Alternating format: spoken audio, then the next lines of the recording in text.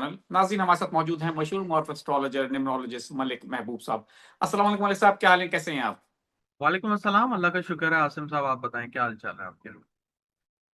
मैं बिल्कुल ठीक हूँ मलिक साहब। और आप शुरू दिन से, बल्कि जब से मुज़ाकरात शुरू नहीं हुए थे, डेलीगेशन पाकिस्तान नहीं आया था, उस वक़्त से आप ये कह रहे हैं कि अगर मुज़ाकरात हुए भी तो कामयाब नहीं हो सकेंगे। उम्मीद भी रखी, मैंने भी बड़े आपसे उस ख़्वाहिश का इज़हार किया था कि उम्मीद अच्छी है, दोनों तरफ से लोग आ रहे हैं, बातचीत हो रही है, उम्मीद है कि कुछ अच्छी खबरें सामने आ सकती है। लेकिन आपने उस वक़्त भी कहा कि आपको ऐसा पॉसिबल नज़र नहीं नहीं आ रहा।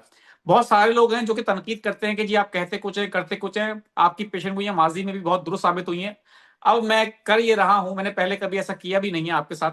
करना ही चाहता हूँ कि आपने जो कहा था मुज़ाकरात के हवाले से, ये वीडियो क्लिप है हमारे पुराने वीलॉग का, जब दोनों ममालिक ईरान और अमेरिका के वफूद पाकिस्तान नहीं पहुंचे थे। मैंने आपके साथ वीलॉग किया था और आपसे पूछा था कि जंगबंदी हो गई है, मुज़ाकरात अब होने वाले हैं। तो आपने उस वक्त कहा था कि मुज़ाकरात का पहला राउंड मुझे कामयाब होता नज़र नहीं आ रहा, मुज़ाकरात नज़र नहीं आ रहे। आपका वो मैं पुराना क्लिप दिखाना चाहता हूँ ताकि आपकी जो पेशेंट गोई थी, जो कि 100% जिसको कहना चाहिए दुरुस्त साबित हुई है। तो पहले मैं उसका क्लिप दिखाता हूँ, उसके बाद फिर अपना सवाल आगे करूंगा। सितारों का जो डायरेक्शन है, मैंने आपको पहले भी बताया था, 11 अप्रैल से 20 अप्रैल के बड़े खतरनाक हैं।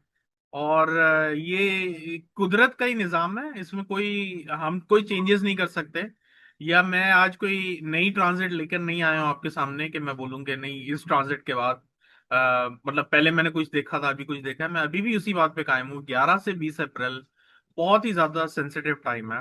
और मुझे नहीं लगता कि ये मुज़ाकरात होंगे। अगर बहुत ज्यादा लंबी चौड़ी बात हो गई, किसी तरीके ऊंट ने करवट ले भी ली, तो वो यही होगा कि मुज़ाकरात अब नए दौर में दाखिल होंगे। पहले दौर में नहीं होने वाले। दो रीजन अभी आपको दे देता हूँ। सैटर्न सैटरडे से सिग्निफाई होता है, और सैटरडे वाले दिन मेरे ख्याल से मुज़ाकरात हो रहे हैं पाकिस्तान में। पाकिस्तान के अंदर अगर सैटर्न हो रहा है, सैटर्न जस्टिफाई दिखाता है, डिलेज दिखाता है। और उसके साथ इस वक्त मार्स का कंजंक्शन होना है।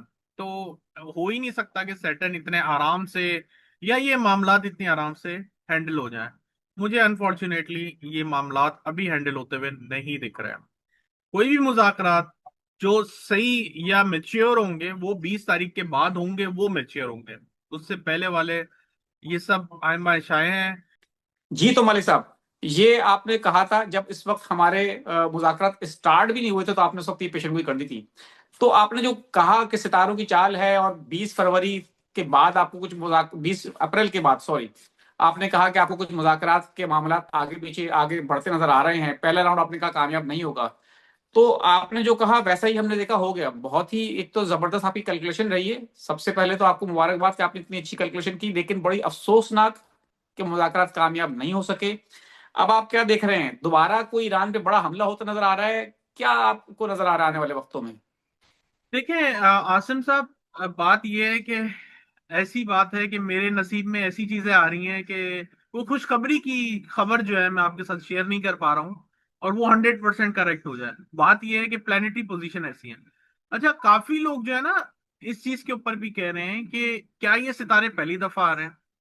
ऐसा नहीं है। मेरी बात को जरा समझिएगा और गौर भी करिएगा। ऐसे सितारे पिछली सदी में भी आए हैं, उससे भी पहले आए हैं, उससे भी पहले आए हैं। ये कोई अनोखी चीज नहीं है। बात सिर्फ ये है, उस टाइम पे हमारे पास सोशल मीडिया नहीं था, यूट्यूब नहीं था, हमारे पास एक वसाइल नहीं थे कि हम अपने एक्सप्रेशंस को, अपनी नॉलेज को शेयर कर सकें। और दूसरी बात ये है, एक बात पे तो मैं भी इत्तेफाक करूंगा, कि सनसनी सनसनी फैलाने के लिए लोग नहीं थे। तो जो होता था बहुत लिमिटेड भी हो या बड़े एक्सटेंट पे हो, मतलब एक आप अंदाजा लगाए ना कि 90s में भी एटॉमिक बम गिरे, तब भी बड़ी बड़ी तबाहियां हुई हैं।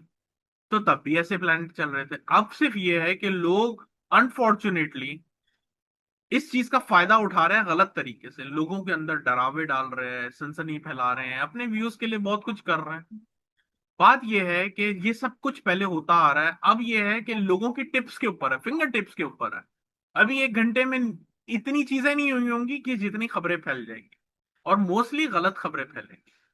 तो ऐसा नहीं है कि पहली दफा ये सितारे आ रहे हैं। इसलिए मेरी रिक्वेस्ट है, जितने भी लोग प्रोग्राम करते हैं, आप दूसरे लोगों के साथ भी मैं करता हूँ, मैं उनको भी कहता हूँ, यार प्लीज सनसनी ना फैलाएं। इस वक्त लोगों को जो है ना एक कामनेस की जरूरत है, एक ठहराव की जरूरत है। और जहां सही पे बात। मिसगाइडेंस होती है वहां पे हम लोगों को चाहिए कि लोग उम्मीद ना बांध ले। जैसे कल आप बहुत ज्यादा एक्टिवली मुझसे बोल रहे थे कि सर ये तो होने वाला है, मुझे नजर आ रहा है। मैंने आपको यही बोला कि मैं ग्राउंड रियलिटी पे बात नहीं करता हूँ। मैं जो सितारों में नजर आ रहा है मैं उस पर बात करता हूँ। गलत हो जाएगी कोई बात नहीं, लेकिन मैं अपने व्यूज को चेंज नहीं करता ग्राउंड रियलिटीज पर। खैर, अभी आते हैं टॉपिक पे। ये जो 20 दिन मतलब 10 दिन है, तकरीबन आज 12 तारीख हो गई, आपके वहां 13 हो गई होगी, तकरीबन 7-8 दिन, ये बहुत क्रिटिकल है। और खुदा ना खास्ता इसमें फिर कोई नई शरारत होती हुई नजर आएगी 20 तारीख के बाद। अब मैं आपको इस सिनेरियो समझा देता हूँ। मार्स सैटर्न कॉम्बिनेशन अगर किसी के चार्ट में भी होते हैं ना, वो अच्छे नहीं कहलाते हैं। इधर आप मार्स को यूटिलाइज कर लें या सैटर्न को यूटिलाइज कर लें, वरना ये दोनों आपको यूटिलाइज कर लेंगे। और फिर जब ये अपने तरीके से करेंगे और आप फिर यही बोलेंगे यार मेरी जिंदगी तो रुल गई। सीधी सी बात है। अब ये होने वाला है मार्स सैटर्न, ये जैसे जैसे करीब आ रहे हैं, ये एक ग्रहण की तरह है। एकदम से जैसे ही इनका अपना कंजंक्शन कंप्लीट होगा, मार्स आगे निकल जाएगा। सैटर्न स्लो मूविंग प्लैनेट है, ये स्लोली आगे बढ़ेगा।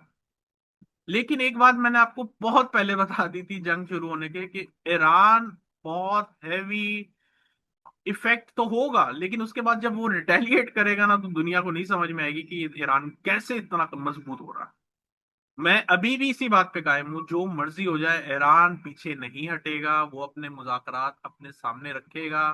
टेबल पे इक्का दुक्का आगे पीछे होंगे, लेकिन अगर आप ये सोच रहे हैं कि ईरान को बमबारी का डर है या जानों का डर है, उनको कोई डर नहीं है। जो उनका टफ टाइम था, मैं बोलते आ रहा हूँ, 2 अप्रैल से खत्म हो गया। अब वो आपको बहुत स्ट्रांग सिचुएशन में, स्ट्रांग पॉसिबिलिटीज के साथ सामने आएंगे, स्ट्रांग रिटेलिएट करेंगे। इसके अलावा मे बी पॉसिबल वो आपको सरप्राइज भी दे दें।